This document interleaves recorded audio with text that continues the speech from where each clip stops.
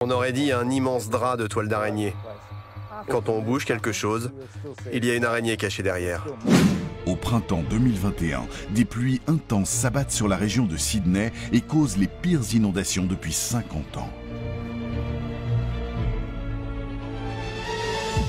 Les Australiens se voient alors envahir par des visiteurs dont il se serait bien passé. Conséquence des pluies torrentielles en Australie, une invasion de mygales, des araignées qui fuient actuellement les zones humides. Il s'agit de l'espèce au venin le plus violent au monde, l'Atrax robustus, de quoi semer la panique chez les habitants de Nouvelle-Galles du Sud, que les autorités appellent à la prudence. Il y a plein d'araignées là-dessus, depuis hier.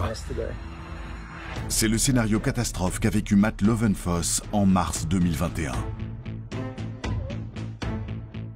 Nous nous sommes rendus chez lui, au nord de Sydney, 3 semaines après la crue. Comme vous pouvez le voir, après la crue, il y a eu beaucoup de dégâts. Beaucoup d'animaux morts. Là, c'est un serpent mort. Pendant la crue, l'eau est montée au-dessus de nos têtes. À notre réveil, on a vu qu'on allait être inondé.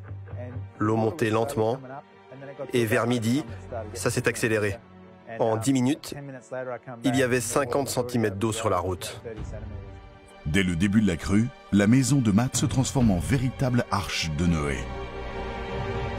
Les animaux du coin débarquent en masse pour se réfugier chez lui. Il y avait toutes sortes d'animaux. Des serpents, araignées, criquets, grenouilles, renards, kangourous, de tout. J'en ai jamais vu autant. Il y en avait des millions. Ils se sont rassemblés chez nous, sur les endroits en hauteur. Tous les animaux essayaient de s'échapper de l'eau. Au-dessus de l'eau, c'était noir d'insectes. Les principales envahisseuses, ce sont elles, des araignées loups.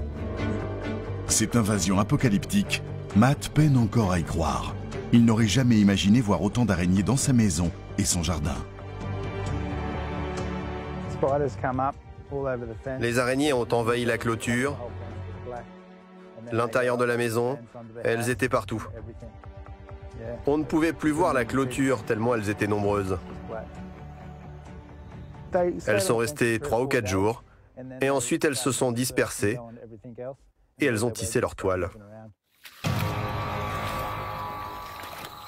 Et forcément, du jour au lendemain, son jardin est recouvert de toiles d'araignée.